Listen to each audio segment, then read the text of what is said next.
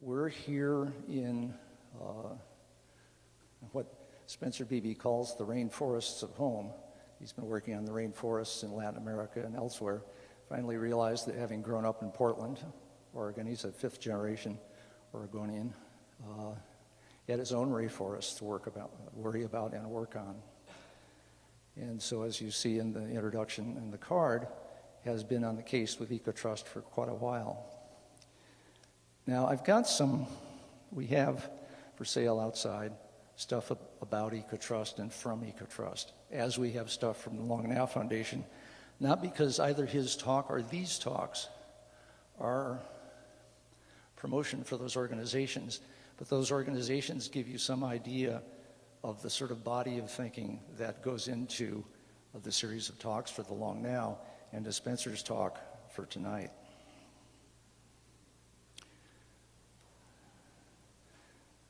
I'm particularly pleased to get someone local, and we're doing this from time to time, because what tends to happen with big lectures is you get somebody from far away and they're very exotic, and as they say, an expert is an ordinary guy away from home. And what we're trying to do is often pull up people who are taken all over the world to hold forth about things that they're developing right here in California and on the West Coast. And that's very much the case with Spencer. Now, these cards, most of you are familiar with how it works. On the back is a place to write a question. If you have at any time during the talk, hand it to someone with one of the yellow hats walking up and down. They'll be brought up to me or Kevin Kelly, and we'll have a look at them and try to get the best ones up to bash Spencer with. If you put your name on it, that helps, and then also indicate where you are when we ask the question in your behalf, so that Spencer knows who to address his answer to, and it's not just a general mass. Okay, very long-term, very large-scale biomimicry. Please welcome to the southern end of Salmon Nation, Spencer Beebe.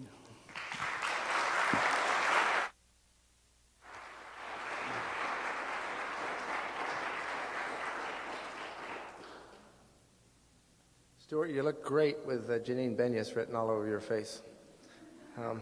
Thank you very much. I'm honored, of course, and even a little intimidated. I want all of you to listen carefully so that you can tell me afterwards where these ideas are right and where they're wrong and how we can make them better. This is really a great moment. When I started Ecotrust about almost 15 years ago, I met with Stewart and described what I wanted to do, try to build a movement around integrating social, economic, and environmental concerns. I got about a minute and a half or 2 minutes into the conversation, and he said, "I get it. I think your motto should be get rich slow." And I think that's a great motto. I love that. And Stewart, I wanted to report to you that it's working. It's really, really, really slow. The long, poor now. It's getting really tedious. I'm getting impatient. And if any of all you smart Silicon Valley people have any good ideas about how to get rich quick, I'd really like to talk with you after the discussion here. So I've got a few heroes in addition to Stewart Brand and Ryan Phelan and Paul Hawken and half the people here, Kevin Kelly. Janine Benyus, now you got the idea there. She's produced this wonderful book a few years ago called Biomimicry, and aggregated all those great individual experiences.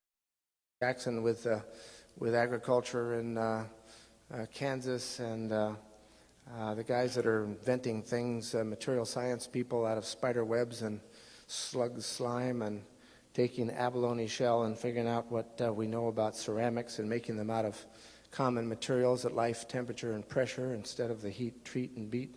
But she brought all those ideas together in one place, and I love the way she described it. Nature as model, nature as measure, nature as mentor. In effect, she said, you know, all the design problems that we struggle with have already been solved. the result of 3.5 billion years of successful trial and error experiment is what we've got, and we should be paying attention. Another hero, I guess probably to all of us, is Jane Jacobs, who's written all kinds of wonderful books. Life and Death of Great American Cities. She came on the board of Ecotrust for several years in the mid-'90s, about the time she was working on this book called The Nature of Economies. It's a spectacularly important and good book that I find just almost impossible to read. It's really, I don't know, Kevin, what you thought. There's all kinds of good stuff in there, but it's really hard to get at it. But the premise of the book, what she said right up front in the beginning, was that human beings exist wholly within nature as part of natural order in every respect. And if you can't buy that, you really won't agree with anything that she says. And if you can't buy that, you probably won't agree with anything that I have to say tonight as well. You know, it's the same as nature always bats last, and by the way, owns the stadium. Or the global economy is a wholly owned subsidiary of the global ecosystem. It's that idea. The book has got, let me say a few things from the book, Rich. The nature of development. I'm convinced, said Jane Jacobs, that economic life is ruled by processes and principles that we didn't invent and can't transcend whether we like it or not. And that the more we learn of these processes and the better we respect them, the better our economies will get along. Working along with natural principles of development, sustainability, and correction, people can create economies that are more reliably prosperous than those that we have now, and that are also more harmonious with the rest of nature. I love that. Reliable prosperity. Is that what we're looking for, or what? Development principles. She talked about differentiation emerging out of generality, and that's actually really elegant, quite beautiful. Differentiations become generalities from which further differentiations emerge. Development is an open-ended process which creates complexity and diversity by repeating and repeating and repeating. Simple process, staggering diversity results. She talked about how development depends on co-developments that develop a line but a web. Economic developments don't come out of thin air. They have lineages and pedigrees the same as other forms of natural development. And this is in some ways the best of all. Economic development, she said, isn't a matter of imitating nature. Rather, economic development is a matter of using the same universal principles that the rest of nature uses. The alternative isn't to develop some other way. Some other way doesn't exist. Economic development is a version of natural development. So we got to watch it a little bit with biomimicry. It isn't a matter that we just need to copy nature. We are nature. And we either work in a way that's consistent with natural systems and processes, or we're going down the drain. And the other part that I love is that systems make themselves up as they go along. Ecosystems, economies, weather, languages, all complex adaptive systems do that. Creative self-organization is uncommandable, unpredictable future. I like that because I can't figure it all out, and the only way I can make things work is just to jump in and try something and see if it works and fiddle with it a little bit and then try something else and plow. That's the best part of all. Hero that I wanted to mention for one great quote, Earth First. I've never met him. He, did the National College campus tour, really got people riled up, and at the end of one of his talks, a young co-ed in the back got up in sort of despair and said, "What one thing can I do, one thing that I can do that would be most important to help the environment?" And he said, home. I love that. That's what Native people do. That's what real economic development takes. That's what biomimicry takes. You've got to be in a place and try to understand a place over a period of time to begin to understand how we might want to develop. I think it's kind of biomimic or die, or collapse maybe is what Jared Diamond's going to tell us. I wanted to do one other thing. It's because I spend a lot of time with Native people up and down the coast. Whenever you meet a Native person, a Native elder in particular, they always want to tell you their exact and full name and who their mother was and who their father was and what clan they're part of. This Beaver clan is different than a Raven clan, is different than an Eagle clan, and what village they're from. So you know exactly kind of where they fit in the scheme of things. And I think it's part of respect. You know, when you say it's good to know, you know, you begin to know who a person is by that description. Where do I come from? I think the most important influence in my life was growing up in Oregon, falling in love with birds of prey, and from age 10, 11 through college, I practiced falcon. That was my first bird, Tia. That's a red-tailed hawk about 6 weeks old, and a great Springer Spaniel named Toby on the coast of Oregon. Tia, magnificent bird. Same red-tailed hawks that you see right here in the Presidio. You found the nests of. Same red-tailed hawk that pale male. You know, of Paulus's, what's her name? The front porch on the tower above Central Park, and $1,000 putting back a platform so she could nest again. One wonderful bird, sweet and gentle going, and at other times tough as hell, like the time she ate her cat. This is about a 4-week-old peregrine falcon, a female Ias. I snatched it from its nest, Saskatchewan River. That must have been 1960, I guess, in the summertime. Right there, we're floating down the Red Deer River in a 17-foot Grumman canoe. I think we had a coyote tied to the bow. It looks a little weird sticking out of there, but look at the eye of that bird. I mean, you can tell in a young organism, a young creature, you look in their eye, and they have that deep, extraordinary, I mean, you really know they're looking at you when she's looking. This is Arctica, full-fledged, about 3 weeks later, sitting on the back of the sofa when I was supposed to be doing my homework, probably fooling around reading books on birds of prey and trying to understand the habits and habitats and life history so that I could learn to get along with these birds.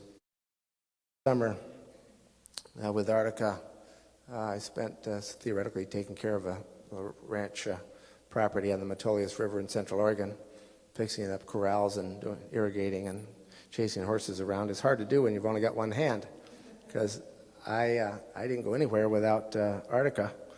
I mean, I just thought this was the most magnificent creature in the world. I mean, this is the absolute ultimate expression of this successful history of evolution. Every single feather in that bird is right. Everything that bird does is right. And powerful influence was when I'd run into a coat and tie proper adult, the people who are making decisions in society, and we get talking about it, they'd always ask, how did you train that bird? And I just thought that was the stupidest question I could possibly imagine. How could some dumb 14-year-old kid train a peregrine falcon? The peregrine falcon, you know, does everything absolutely magnificently. Has more integrity and authenticity and does everything the way it's supposed to. It doesn't be trained. I had to figure out how to work with that bird. So it just seemed like, how come people ask exactly the wrong question? Golden eagle nest up on the John Day River. There's another one, wonderful golden eagle. You got to kind of look them right in the eye because they they can get kind of tough when you're not paying attention. And I wasn't doing that, and what I really like to do is be out in a place like this, taking pictures with an old view camera. That's what I feel most comfortable doing. In the way I sort of grew up is just with these birds, trying to learn and understand how they worked. And I think that that's why I've spent 30 years as a conservationist. A little did I know that boyhood, adolescent infatuation, charismatic megafauna was altogether wrong, and what I really should have been looking at and watching was slime mold. Because as we all know from, well, Stephen Johnson's new book on emergence, slime mold is what's told us all about how systems and emergent behavior really works. Here's this remarkably undifferentiated organism that is exactly like all the other individuals. And at some point, when the light and moisture is right, they all aggregate to this awful-looking mass and creep across the forest floor, eating things as they go, and then put up a part and send spores out to start all over again. And it took us research. We always assumed that the only way they could do that is there had to have one cell that was a pacemaker, that was in charge. It was the hierarchical industrial system where there's got to be somebody in charge, right? And they excrete a chemical, and then everybody else senses the pheromone, and they get in line, and off they go. Well, there wasn't any pacemaker. The undifferentiated cells, each on their own, said, okay, things are right, let's go. And that's, I guess, having a lot of influence now. Kevin, was that what fast, cheap, and out of control was about? Something like that. So, Ecotrust, we started in 1991. We've got an idea. Call it salmonation. And I think part of it is sort of a mythology of place. We've got to get in people's head. We've got to get people change the way they think. We've got to get away from the industrial model. And we've got to get back to the slime mold, emergent, complex adaptive system model, the biomimic model, the Jane Jacobs model.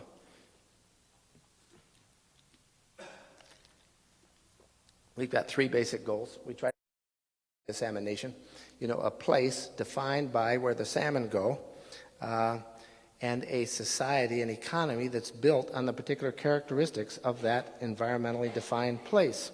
An ancient idea, but a revolutionary idea. Instead of building states and economies on the political lines of war and colonialism, the straight lines of county and state and province, why wouldn't we define the place around environmental lines and think of the people who live there as citizens of that place, as they have been for 12,000 years, and why don't we find ways in which to encourage the people that live in those places to take care of it, leave it off a little better than they found it. We also, in addition to trying to articulate that idea and mapping and describing the place, some successes, support tangible successes on the ground, and then we're trying to build constituencies of place, constituencies for change. We play three sort of roles in kind of reverse order. Catalyst is the idea, describing salmonation. Most of what we do is actually brokerage, and we're simply trying to bring those citizens of salmon nation who are trying to, through themselves, their neighborhood organizations, their watershed councils, their businesses and local governments and tribes, trying to improve social, economic, and even environmental conditions. We try to bring them the same resources that are part of globalization, increasing access to capital. And then sometimes we just get bored and impatient, just charge ahead and do something ourselves. That's what we do. There's sort of those three kinds of things. Now, what I was going to try to do tonight was talk about just one particular forests and forestry, and a model of biomimicry which is quite different than the model that's out there right now. Early on at Ecotrust, we thought, well, maybe there is such a thing as a temperate rainforest. I'd been spent 13 years working on forest. I wanted to get home. I wanted to stay home. And so we looked at temperate rainforests, and it turns out they occur in this relative band combination of temperature and precipitation, where it's too wet to be temperate or grassland or desert, too cold to be tropical, and to be taiga or tundra. Temperate rainforests, coastal temperate rainforests, are actually quite rare. They were scattered about. This is where they were maybe 1,000 years ago. The biggest area of coastal temperate rainforest in the world is in North America. It's only about 200 million acres altogether worldwide. The second biggest area, southern coast of Chile. And then there's some still on the South Island on the west coast of New Zealand, a bit in Tasmania. There was some that's now all gone, Ukraine and Georgia, and in southwest Norway, Western Ireland, and Scotland. And there's a little tiny piece up there in Iceland. And I think that's maybe where Jared Diamond talks about the Norsemen getting in there and cutting down all the trees and eating their dogs and vanishing. The area of tropical forest. Over half of it's gone. And when we zoom in a little bit more on the largest one, on North America, there you have the coast. There you have the temperature. And there you have the moisture, coastal temperate rainforests.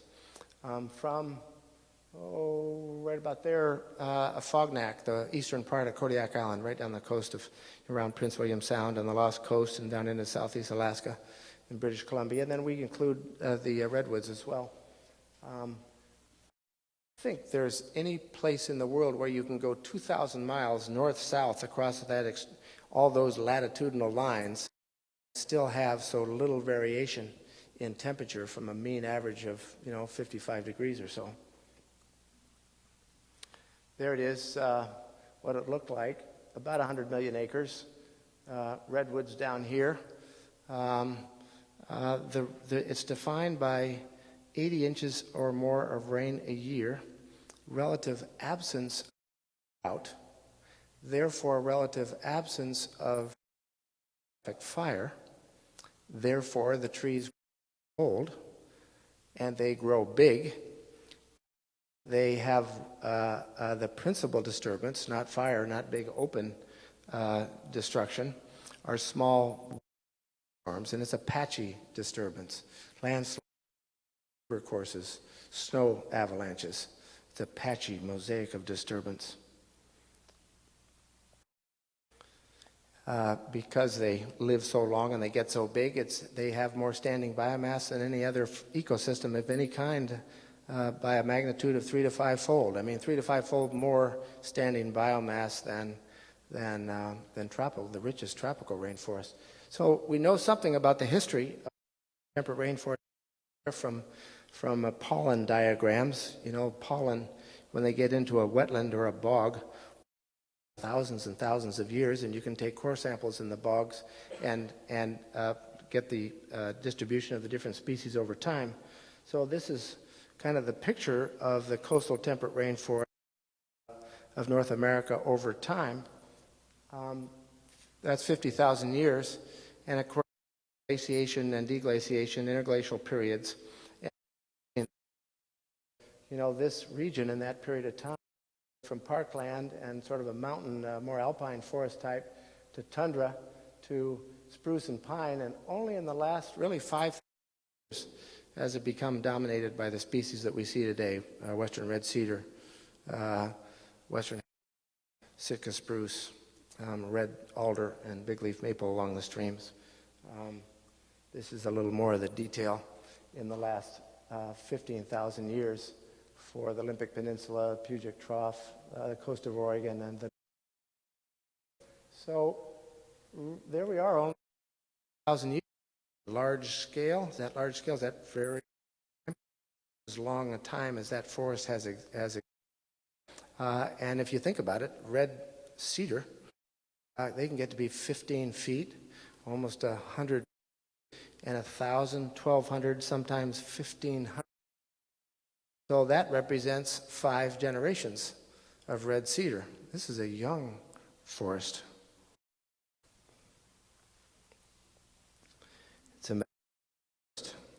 as I mentioned, characterized cultural diversity, age class diversity. There may be young seedlings that are a year or two in the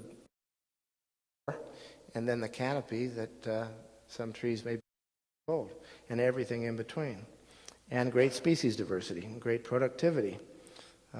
There's a patch of old growth Doug fir, dead and dying. Western red cedar will live for 600 or 700 years. The top starts to die because it can't pull up the moisture, and you get those candelabra dead-topped. And it'll stand and slowly die for 200 or 300, 400 years. And then after all of it is altogether dead, it'll stand as a dead live snag for 300 or 400 years. Then it'll fall down and take 500 years to decay. Intimate relationship with streams, with the ocean and the marine environment. Indeed, some scientists are saying that a good amount of the nutrients, phosphorus and nitrogen, are marine, come from the marine environment and come in salmon, and they come up the streams and are picked up by the bears and dragged back to the forest. We've looked pretty carefully at the patterns of natural disturbance on a whole watershed basis. I won't get into the detail on that. I wish I knew more about the history of people in this region. Coevolution quarterly, this is coevolution millennially, because this forest co-evolved from, as you can tell, the last 5,000-10,000 years. Indigenous people have occupied this part of the world for at least 10,000, maybe 12,000 years. And of course, in those glacial periods, when the ice was the Bering Land Bridge was exposed, and apparently Asian people came across, perhaps in one or several waves, and those were the original people. Presumably came down the coast. Different language groups in this region. Matrilineal societies in the north and bilineal in the mid-south. They were very stratified societies, well taken care of elite and a large and there were slaves, and the culture seemed to be organized more around food and social system than around what we would think of as a political system. The food, they had permanent settlements. They had apparently the densest populations of hunter-gatherer, forager people of anywhere in the world at any time in the history of the world. Presumably because in part of the extraordinary abundance of fish and shellfish and food. But the food came in waves and didn't come all at once. So they had these permanent settlements and these big, wonderful cedar longhouses that would live for 400 years. But then they had to go out with big canoes, and they had wood technology for at least 10,000 years. And it had to be organized around the control and access of those individual pulses of food. So extraordinary art, extraordinary ritual and ceremony, and really unique in the world. We mapped the patterns of change. First European connections were, mid-1700s? We know the guns, germs, and steel story. Most of it, of course, died of epidemics and smallpox and so forth. We decultured them big time, big scale, in a whole variety of dreadful ways. This left slide shows the status of forest, and the relatively smaller part in the mid-coast of BC left intact. And the middle slide shows where salmon and steelhead populations have gone extinct, pretty similar pattern from the south north. And then this slide are native language groups. Those are the numbers of speakers still living of each of the distinct of 63 language groups. And the paler colors are the ones where it's gone, or there's just a handful usually of 60-year-plus individuals that speak the language. So coevolution and devolution in the region. This is the basic model for forestry that's developed in the industrial age in the last 100 years. It would be hard to imagine a system that would be more completely to the nature of this place. I mean, it's the opposite of biomimicry. This is an industrial tree plantation. This is the American tree farm idea. This is even-aged, where the natural forest is uneven-aged. This is single species, usually of a genetically improved Doug fir, where the forest is of many species. This is a single age class where the forest was multiple and is very simple in terms of its structural complexity and its interaction with the streams. So clear cut, slash pile. Nature doesn't slash pile, the litter is scattered out over the forest. Burn, coastal temperate rainforest, 80 inches of rain through the year, doesn't burn much. Plant a different species, usually off-site, genetically improved, as if 3.5 billion years of evolution hadn't created seeds that might survive best in that particular place. And then chemicals to control competing vegetation, spraying fertilizer from helicopters, and then clear cut again at about age 45. 20-year-old even age stand, 35-year-old stand, about a 55-year-old stand. It'll be clear cut and look like this. We've all seen pictures of the result. It's very efficient. You can, if you're thinking in terms of income statement versus a balance sheet, you get a lot of income. Net present value is pretty good. You got a lot of trees, you want to make money, cut them all down. Makes sense. You can get a lot of 20, 25 log trucks off a clear-cut site like that in a day. Kind of looks like that. There's another model, though, a biomimic model. And some of the lessons come from different forest types. This is pine, a little bit of Doug fir, western larch in northeastern Oregon in the interior in a drier site, more level ground, where individual tree selection has been more common, a little easier, although it's usually been a kind of high grading, take the best trees and leave the poorest. This is a guy named Jerry McGarrah and his son Sam. He's a forester and a logger, and he just finished logging that whole stand about 2 months before that. He left the good trees. He encouraged diversity. He left the snags, and when the neighboring rancher came over and wanted to cut down that larch or tamarack snag to make fence posts out of it, he said, sorry, we like snags and we leave those. And that hole is a pileated woodpecker that was nesting and active then. And that larch and that right there is an old red-tailed hawk's nest with a great successful pair of great gray owls, which are relatively rare and unusual, who successfully nested.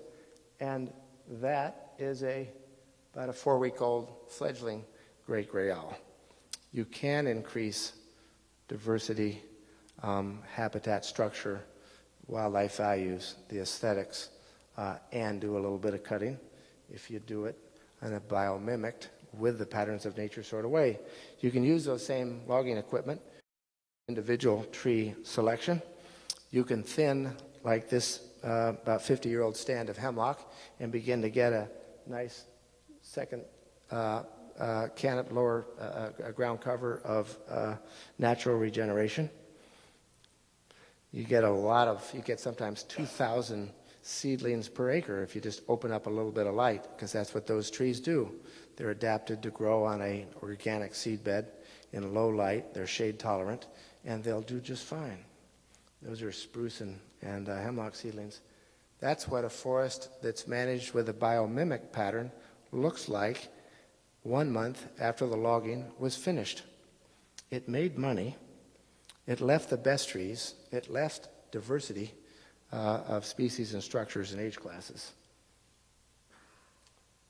That's what a biomimicked natural pattern of forest management might look like from the air. It's sort of a little patch cut, the way a windstorm might do.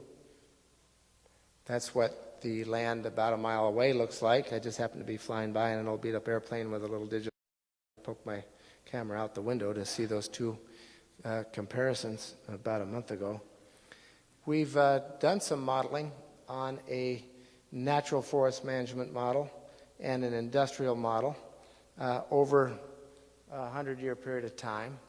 And on a typical second growth forest under the two different regimes, the industrial model sort of maintains its value, maintains a really low standing volume of wood because it's young, small, short trees, again, get clear cut at age 45. The natural model is worth more, market value. It produces more harvest, more wood. It produces more cash. It reproduces more cumulative cash. It produces more biodiversity. It produces cleaner water and better salmon runs. It captures more carbon and makes its contribution to reducing global climate change. But in the typical economic terms, net present value is about 80% of the industrial model. If you've got a bunch of trees and you want to have it worth as much as possible soon, you cut them all down, and that's what's happening, of course. So that's a little bit, here's the story of the coastal temperate rainforest, a little bit of the history and the people that evolved there, and a little bit of the recent history with the patterns of economic development around the forest. And I think there's other ways of going about it. I want to just tell you a couple stories, and then I'll be done. Stewart's been here. Ryan Phelan has been here. Paul Hawken has been here. This is a story about the Kitlope River. When we did the early mapping, we found that actually there was only one large coastal temperate rainforest intact, a whole watershed in all of North America. The best ones are in British Columbia. They were about 25 over 100,000 hectares in size. It's about 250,000 acres. One left, and that was the Kitlope. We went there in 1989. It was Haisla native people who had lived there for 10, 12,000 years. And there's still signs of their historic occupation. We asked them what this Kitlope River Valley, of which is part of the, and they said, well, we don't, and the logging were 280 kilometers of roads that were all mapped. The Orange Survey stakes were out. The Haisla didn't particularly want to see it logged. It still had all the salmon runs, and they subsistence fished in this area still today. But they said what our problem is we're not sure there's going to be a Haisla people in another generation, because we had 6 teenage Haisla kids commit suicide in this last summer in a village of 750 people. Drug abuse, the alcohol abuse, the sort of utter despair, and the feeling of not wanting to be a Haisla Indian would kind of overcome. So we got busy and worked with them on a rediscovery program to get the kids out in the country with the elders. And over the course of time, the Haisla stood firm, said we don't want logging in this area.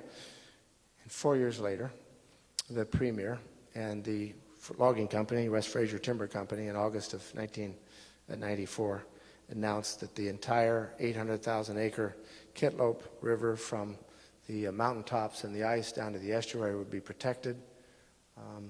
These are Haisla Indian kids in a traditional canoe last August in a celebration of the 10th anniversary, coming into the ceremony to be welcomed. The story here is around the Haisla, what they wanted to name this place. It was a new kind of protected area that respected the natives' interest, and there's a co-management agreement, and they'll be able to continue to use the area. The Haisla took forever to figure out what they wanted to call it. The government called it the Kitlope Heritage Conservancy. The Haisla, after about a year of discussion, said, no, we're going to call it Hushtuashu Nuyumjis. Said, well, what in the world is that? Hushtuashu is their name for that place, that very particular place, the land of milky blue waters. It's glacial in the spring, and the water is just turquoise.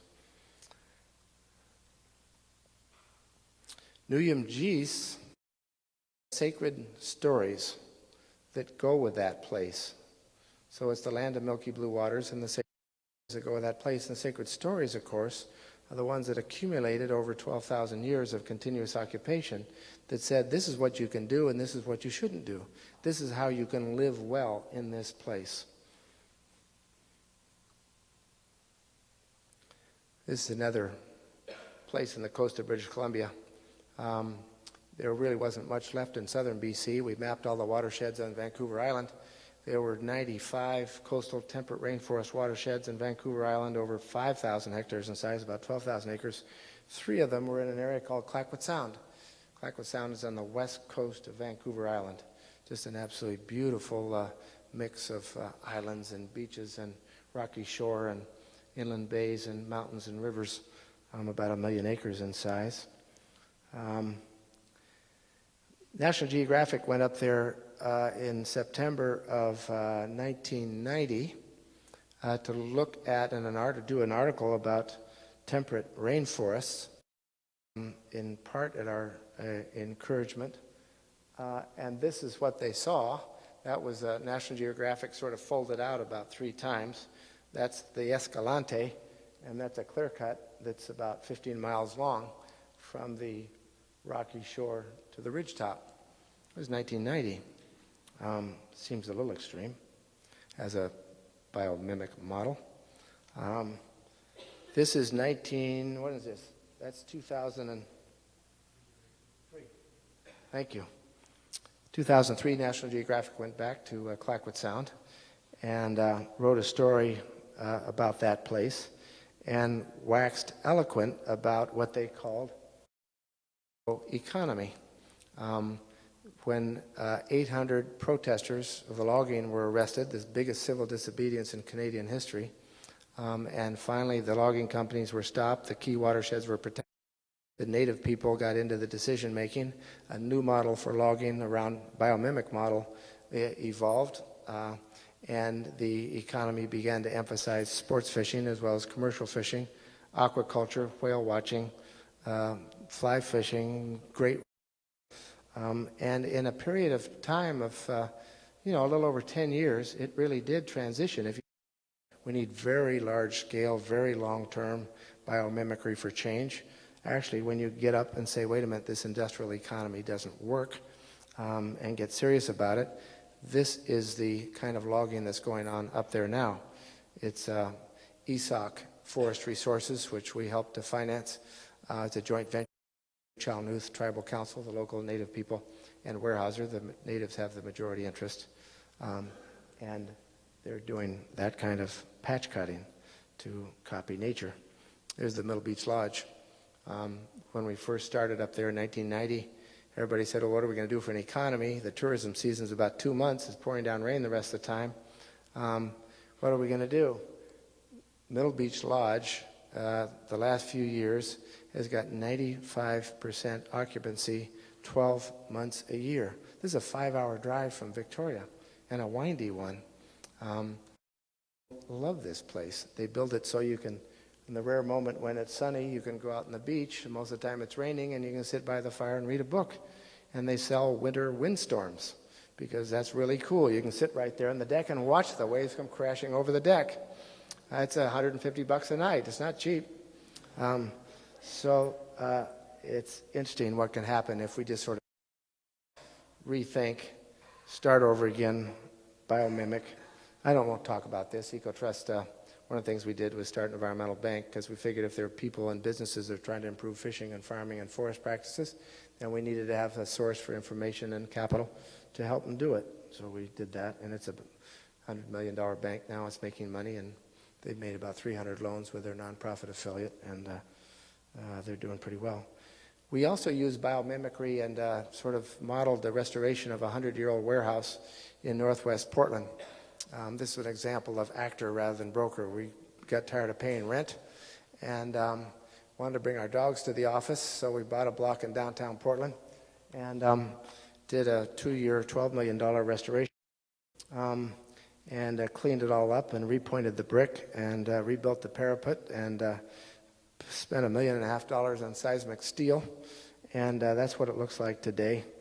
And we've got 25 tenants, retail and commercial tenants. There's for-profits, there's nonprofits, there's government, there's private sector. There's a conference center. We've had 1.5 million people visit the building in 3 years. And last year there were about 400 events in the conference center, 20,000 people. on all kinds of themes, and we just charge, we're getting rent, right? But it's been a great convening place. And the ecosystem principles were diversity, which every big building in a downtown has, but no connectedness. You know, find the edges, the ecotones, so it's open and no, or as few as possible, impermeable surfaces so people can interact. Farmers market in the summertime, and we have a good time there. So on the last one, if we think this kind of biomimic forest idea is so great, why don't we just do it? So we created a private equity fund called Ecotrust Forest LLC and closed on the first $10 million at the end of December, and have got 7 investors, including Ecotrust, that are individuals, individual trusts, family foundations, and family investment companies who are putting up some money. We're buying Second Growth Forest. That's one that we were hoping to buy out on the Olympic Peninsula, but we were too late, and that's what it looks like now because somebody else got it. We did get this piece. It's just a small piece, 1,000 acres, and that's what it looks like after the logging that we completed in October. A little patch cut, some thinning, little patch cut, little thinning over here. We're already about 5% cash on cash in about 8 months' time, and we took a very small percentage of the merchantable timber. This was classic kind of leftover, logged over, beat up 1,000 acres of land, right? But we're leaving the best trees. We're leaving the more natural mix of species, and it'll take time, but I think it'll work. We tried to get Warren Buffett excited about it, and he sent me back a note, and it said, "Trees grow slow." So there's a whole bunch of ways of, I didn't have a picture of the neocons in their meetings or George Bush and doing, I don't know what, I just thought this was a good picture. I don't know what we're doing right now as a nation here and around the world, but it feels sort of like that to me. I think there's another way to go, and it's got to be built on a whole different way of the way societies think. You know, there's what they call orange societies and apple societies, and orange societies are all segmented. They separate economics and ecology. I like this industrial model for forestry. And there's another model, it's an apple society, where it's all integrated and whole and connected. And we think that's the way to go. That's what James was talking about. We think we can build a conservation economy by addressing, you know, economic vitality, social equity, and environmental restoration. We could measure it in fairly simple ways. This is the Klamath River 2 falls ago when the water drawdowns were high. Temperatures went up, and 60,000 fall Chinook salmon, beautiful, big, bright silver salmon, died all at once. So we know things are not well. Ultimately, we got to measure the way people thinking about this and the extent to which they're changing the way they think. We're hard at it, kind of a la trying to invent a new mythology of place, a mythology that will guide us in our relationship with each other and with nature. And that's my whole story, and I'm sticking to it.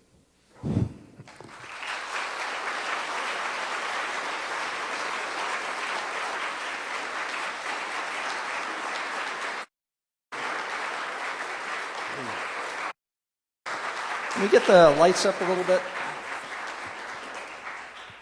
Do we have questions coming up front here? Now's a good time.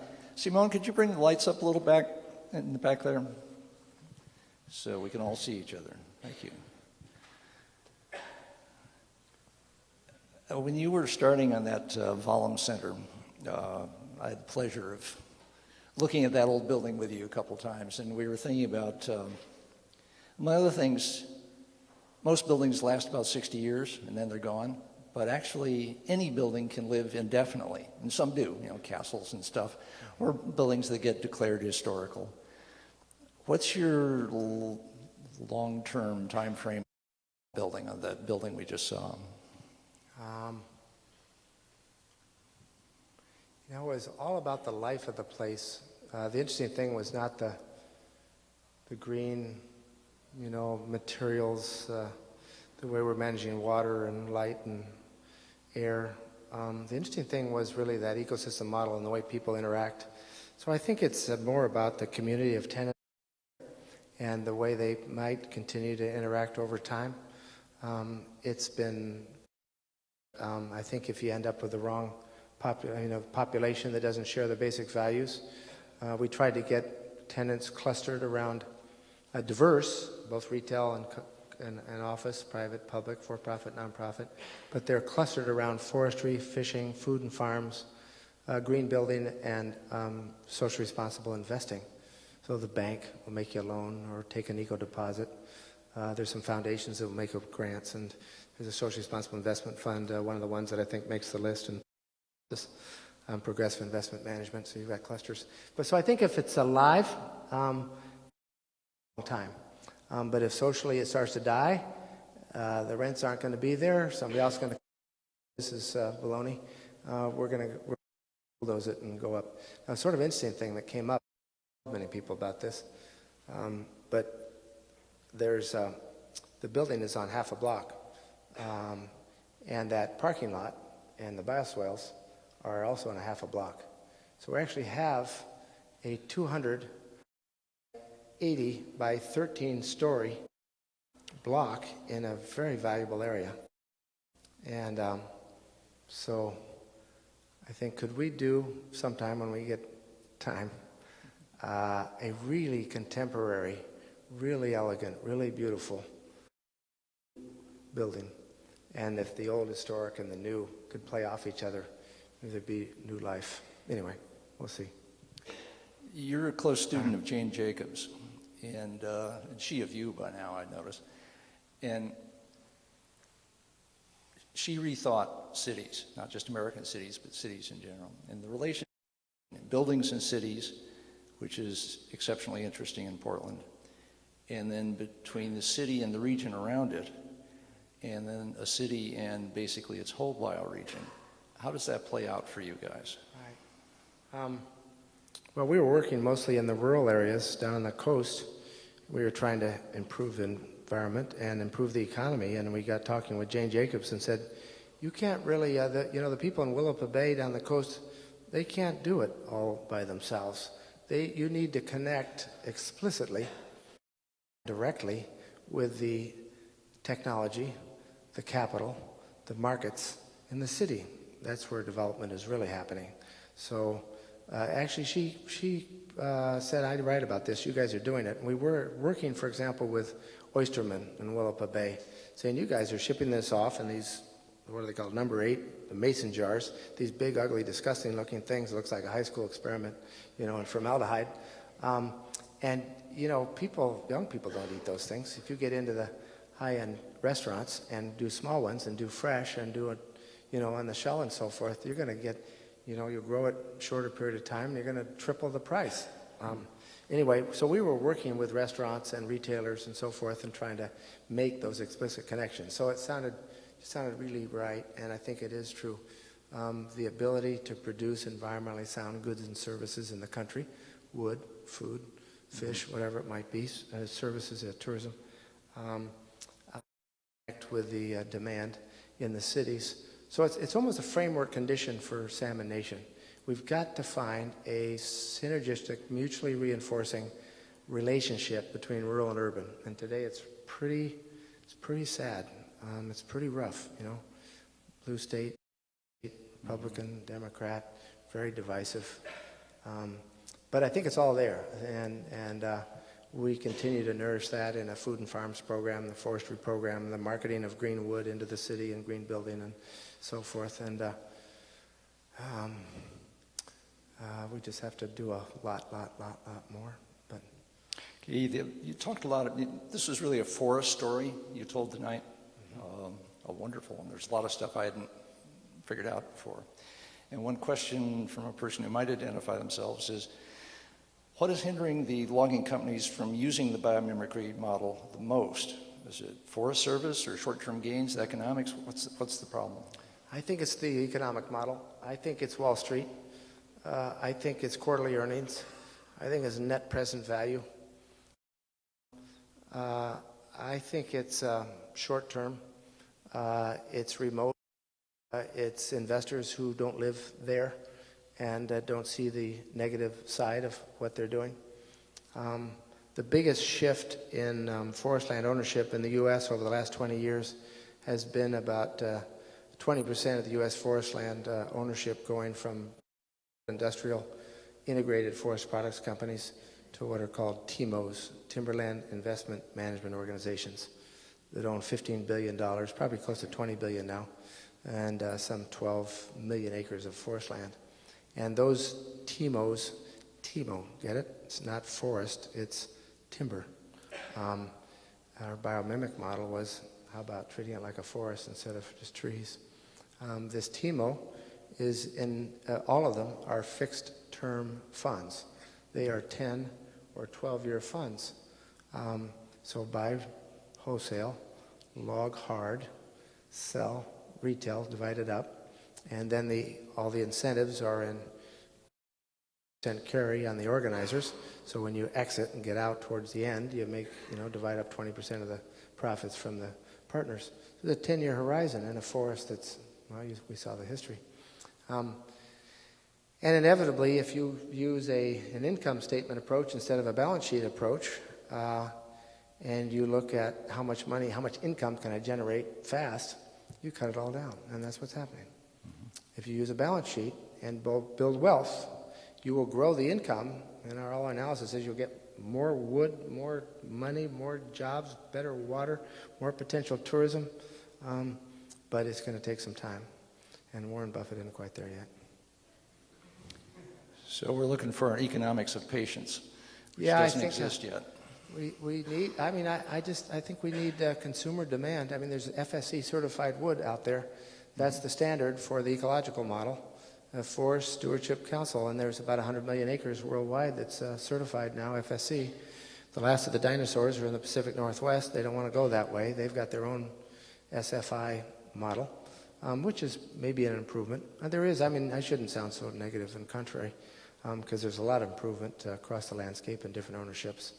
But I think we need consumers and citizens and people saying, hey, how can we make this better?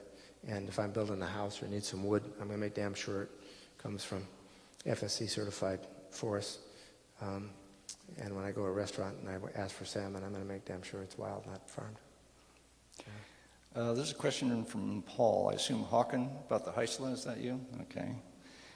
Can you explain how you got the Heisla re-engaged at the Kitlope? Be less modest, he says.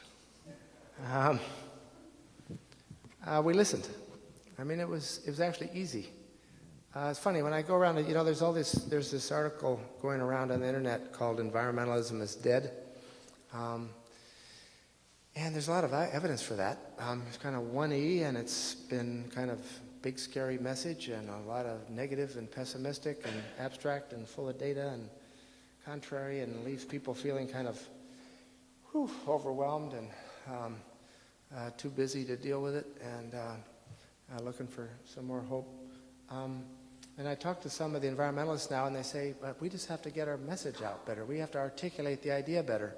We have to, learn from the marketing gurus and so forth. And frankly, my reaction is that is the same as what Tom Friedman told George Bush in the editorial, about 3 weeks ago before the Europe trip? And it said, read my ears. He said the most important thing that George Bush could do to build relationships with Europe is to listen. And I don't think we need to tell people more what they have to do. I think we have to find people where they are and what their needs are and what they're trying to do. Everybody's trying to improve their lives and their livelihood. It's all the same across the board. Listen. That's our sort of basic principle. Start by... Spell it out a little bit. Not talking. You went up there, you listened. What happened to you? What happened to them when that happened? Well, the first trip, we did the mapping. We found this place on anything about it. We called around to the experts in British Columbia, the scientists and the Ministry of Forest people and so forth. Nobody knew anything about the Kitlope. They never heard of it. I have no idea what you're talking about, Kitlope River. I said, well, it's the biggest unlogged watershed in BC. Well, we don't even know where it is or what it is. So we said, well, we're going to go up there and look at it. Who lives there? We called the Kitimat Village Council. The guy picks up the phone. Turns out to be the chief, a guy named Gerald Amos. We said, we've been doing some mapping and we're really interested in the Kitlope, and can we come up and visit? There were three of us that foolishly talked a float plane pilot out of Whistler into flying us up there. The other guys were bringing the food. I won't get into all the details. There's a long story there. We were totally unprepared. And we got dropped off at the beach at the mouth of the river there. There were grizzly bears and salmon running everywhere. It was totally cool. But these Heisla, three elders, had said, we're going to go in there on such and such a time, and we'll just meet you there. And it was we got dropped off about 3 days beforehand. And I don't know why we thought they were actually going to show up. I mean, it was basically really stupid. But they did. And I just went fishing with them. They were up there fishing. I just went up and pulled the net and pulled fish out of nets and watched them shoot the seal. You know, when he got in and started eating salmon, I was sort of admiring this seal swimming around the river. That's cool. Big pool of blood floating down the river. I said, well, he fixed that problem. But we camped with him. We talked. We sat around the fire. They told, and I said, what do you guys need? What do you think? What do you want? And the typical thing is you create a campaign. You go there and you recruit them to be part of your campaign. And they've seen every ism, that we've had to offer for 400 years. And there hasn't been an ism at all that has done them any good, ever. Industrialism, environmentalism, or whatever. It's always somebody else telling them what to do. They've lived there forever. They know what to do. Just support them. So there was a very long, we did the map, the global map of temperate rainforest, showed North America was most important. We did the BC inventory for I think it was like $15,000. We looked at every watershed up the coast. We had the data, said this one, we looked at the satellite images, we talked to everybody. This was the most important one. About the time the Ministry of Forests and the logging company figured out that we were on to something, they said, oh yeah, but we're just going to log part of it and we'll give all the jobs to Heisla and so forth. We produced a careful scientific assessment of the whole watershed itself and had that ahead of them in terms of the species list and stuff before the company was able to do that. They were going to log this the first summer. Well, there's interesting pace problems there because you've got to move fast to stay ahead of the logging company and the government in many cases, the provincial government. You've got to move slow because if you push the native groups, the First Nations folks too fast, then that's just the same old story for them. So how do you dance that? Yeah, that's a good question. I mean, that's the strategy. That's the all-night conversations. That's do we go like hell right now? I mean, I went to several meetings with the Premier and the Minister of Forests with Heisla elders where they said, you're going to have to shoot us. We're going to be on the beach with our guns. There's going to be blood in the sand. You are not logging the kitlope, okay? We had to decide when those moments might be. I mean, together. I wasn't going to say, hey, come on, you guys, tell them that they'll shoot you if you come in here. But, I mean, I think the key thing was the Heisla Women's Society for Rediscovery. The women in the village said, damn it, we are going to do something about these kids. And when we worked with them over 4 or 5, it's been about 8 years, and we got, 1 week and 2 week sessions with about 15 kids in each one with the elders back in the Kitlope around the lake. They'd never been there. They hadn't seen it. It's 80 kilometers down that long fjord. And those kids started to hear the stories and see the forest and see the salmon spawning. They hadn't seen that in this little village. They were all of a sudden, the great moment for me in the whole history of it was a Canadian film company did a documentary about the Kitlope. And they interviewed one of the girls, Robinson, about 15 years old, in the rediscovery camp. And she looked right in the camera and said, I am proud to be Heisla. That was for me, the most powerful piece of the whole thing. They became, they found their identity, how they're connected with history and where they're going to go in the future. They say, by God, we're going to get control of this situation. And I'll bet you we did 20 publications. We did posters. We worked with several other organizations. We did inventories. We did the science. We did conferences and meetings and got the local people together. And each time, fortunately, we were just sort of one step ahead. The key moment was at a public meeting. I wasn't there. Ken Margolis and our staff was there. It was a whole bunch of Heisla elders and youth. Must have been about June of 1994. And the Women for Loggers group and the loggers and the labor union and the mill owners in West Fraser. And the West Fraser guy, after a conversation in the morning, got up and said, here's the deal. We're going to only log about 20% of the forest, which means all the bottom land, all the big trees next to the river. And we'll only employ Haisla people. And we thought, uh-oh, man. I mean, remember Margolis calling me and said, we might have lost the whole thing right here. But it had just gone down the tube. They just made this offer. Nobody expected it. Bam. Everybody broke for lunch. They came back. And Louise Barbetti got up, one of the women, Haisla people, did language training. And she said, I don't think you understand. This is not about jobs. This is about our survival. This is about our people. This is about our identity. This is about who we are. This is not about employment. We know about working in mills. That's never done us. And then a young kid, about 14, got up and said, I've been in the Kitlope. You're not logging the Kitlope. We don't care how many jobs you're going to hand out. I'd rather be there catching fish on my own and living kind of a rich subsistence. And then, about all of the Haisla got up one after another, and we were just like, yay. And the West Fraser, I mean, it was good of them. I mean, they went, they said, okay, we give up. They walked. They had the rights to cut it. They'd spent a lot of money. They needed wood for their mills. It's a privately held company. And Hank Ketchum said, he actually later in an interview, Ian Gill, and he wrote an article, now runs Ecotrust Canada. He said, why did you walk away from the Kitlope? And he said, well, it wasn't because of the environmentalists, and it wasn't because of the Indians, because we deal with every place we go, there's environmentalists and Indians and big trees and salmon runs and the same old stuff. But when we looked at your maps and the global status and the BC inventory and the data, we don't want to cut the only remaining big, pristine rainforest left in the world. And I thought, way to go. So they did. So there was a lot. We should document it more carefully. But it was, I mean, the basic is, the regular way is you launch a campaign and you do this so-called grassroots organizing. You get everybody signed up, write the senators, and you make it happen. You force it down their throat. And basically what we did was 180 degrees. It was just what I talked about. It was. Now, you were a Peace Corps volunteer at a tender age. Sorry? Where were you a Peace Corps volunteer? I was on the north coast of Honduras doing artisanal fisheries and dugout canoes with Garifuna. So did that bend your twig? Is that part of what made you?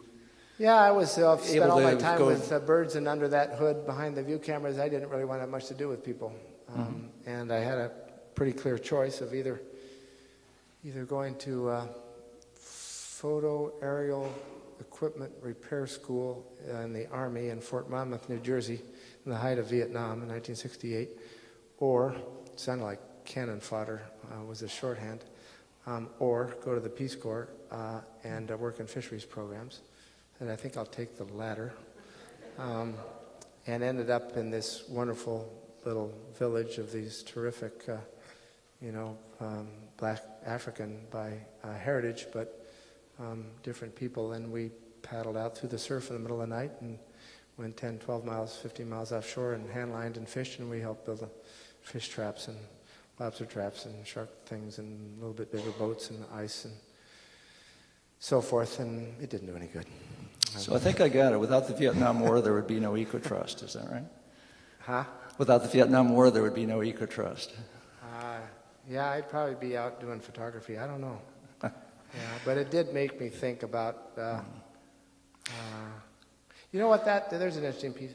Way over time. Everybody want to get out of here? They said when you go down there to the village, there's nobody else. No other white guys around. There are no Peace Corps volunteers in these villages, so I was all by myself. I learned a little French in college. I didn't speak Spanish. They'd done the 3-month thing, so I could, buenos dias. It was really pathetic. So go in and take a look at the socioeconomics of these villages where you're going to be working and figure out where the money comes from and where the food comes from and where the water comes from, if there is any water.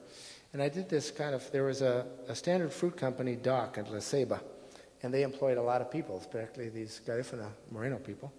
And as you went out in the villages, 4 villages down about 20 miles in a kind of direct arithmetic gradient from those wage jobs at Standard Fruit Company, you had more and more of the traditional communities. And in San Antonio and Balfate, you go there and there is no roads and no connection, and none of the men worked in the Standard Fruit Company docks. And they had great little adobe houses with thatched roofs, and they decorated it with color and paint. Everybody had a dugout. Everybody had a small plot and a farm. The kids went to school. The men had one wife, not running all over town. There was very little alcoholism. It was really kind of a nice, intact, traditional, and right down to the proximity, the Standard Fruit Company, and every 2 weeks, the cash check, the alcoholism, the promiscuity, the sewage on the beach. I mean, it was just bam, bam, bam. That made quite an impression. You know, there was an intact, long, slow developed community, and then there was all of a sudden this cash economy, industrial thing that just completely, so that was interesting. You were working on a global stage, or at least in the sort of the New World stage for all those years with Nature Conservancy and Conservation International. And so here's a somewhat more global question from Phil Wolf. Where are you? Right here in the front. This is the what about China question. Every lecture on every subject has a what about China question, and this is yours. You've got an industrial economy soaring along year after year, 12.5% growth.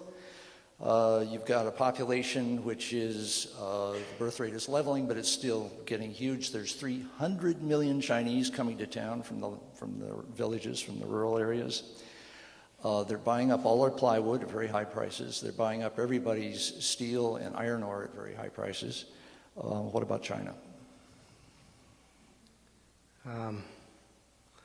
Lots of hard facts, reality check. What do they say? A pessimist, a definition of a pessimist is an optimist with more information.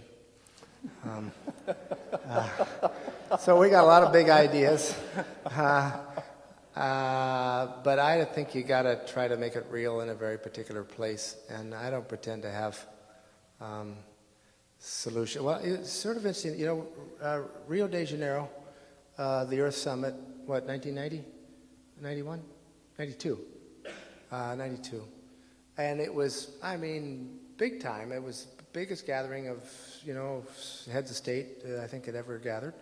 And it was all global. You know, they signed global biodiversity treaties and forest treaties and blah, blah, blah treaties. And then 10 years later, Joburg, they all got back together. So disappointing. I mean, nothing happened. They all tried to deal everything on the global basis. They never got busy developing the local, regional, bioregional leadership and institutions and incentives and organizations and initiatives, and, you know, started making this stuff happen on the ground. So you got something to build from. So, I mean, I don't know. You have to go to China, and I suspect you'd have to go to different bioregion in China, and you'd have to think about who the people are there and where they come from and what the problems are with labor and traditional interests and rights. And I mean, at least I guess I got busy here because I thought we needed to add a little more credibility to the American voice abroad. And we don't have any at all that I know of, not right now. So I don't have an answer for that. Had a long non-answer, right? We ought to at least set an example, and we ought to at least care about these things, and we ought to go over there and listen to them and see if there's a way to connect in a way that addresses their real long-term interest is not going to get served by this, of course. Now, whether or not there's ways to help them figure it out, I don't know. They've been around a lot longer than we have.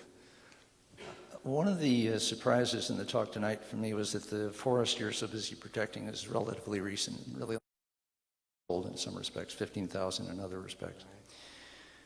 And that's the time frame of climate change, among other things.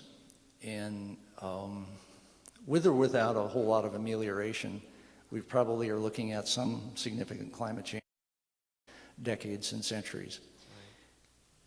How is the coastal temperate rainforest going to be with that? Changing waters, with changing climate.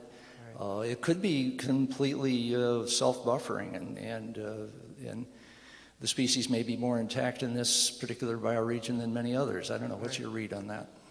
My read is do we build in enough diversity and complexity and resilience through our management that the system will adapt and evolve. And it may be that redwoods will march northward. We'd welcome a little redwood. Mm-hmm. It's a great species. The the hemlock will march a little northward. The Doug fir will start replacing some of the other things. There'll still be forest. Different mix of species. Well, it's interesting because the other thing I hadn't really noticed is that this 2,000 mile across the latitude, it's at right angles to everything Jared Diamond talks about. Right. And in that sense, if the climate is shifting a whole lot of things in the north-south dimension, presumably this corridor on the west coast would be more capable, because of its continuity, of handling migration north of certain species and a gradual transition rather than a harsh cutoff. Yeah. Remember the forest, Clinton, he came out to solve the forest problem in the Northwest shortly after the Forest Summit. Pretty interesting, really. He was amazing. Got everybody together. They were always talking openly, and somebody was talking about the march of deforestation going across the country, and the industries or guys were complaining about spotted owls, and one guy stood up and said, the industry hasn't come up against the spotted owl, the industry's come up against the Pacific Ocean. They just logged away all the way across the country. There wasn't any more to do. It was gone. I mean, I think that's right. I mean, this north-south and this particular ecosystem type, resilient ecosystems will adapt and change, and people, communities, and economies will adapt and change with it, even over relatively short periods of time, but not seed source, the resilience, the connectedness, the basic, intact. We can't, one of the things this administration is trying to do is legislate the difference between a wild salmon and a hatchery salmon. Why restore wolves when people have dogs? We need those wild populations of salmon. They are going extinct in their southern, latitudes, and without that information, that Bill Bryson short history of everything, everything that's there is the result of survival of every progenitor all through time. If we don't have those wild stocks of salmon adapted to those very particular places, that recovery is going to be really tough and certainly won't adapt to, larger scale climate change or other kinds of perturbations. What do I know? I'm not an expert, remember? I live here. Thank you. One of the great things about your story is that it's a long one in the past and it's got a very long future. Thank you very much. Thank you. Thank you.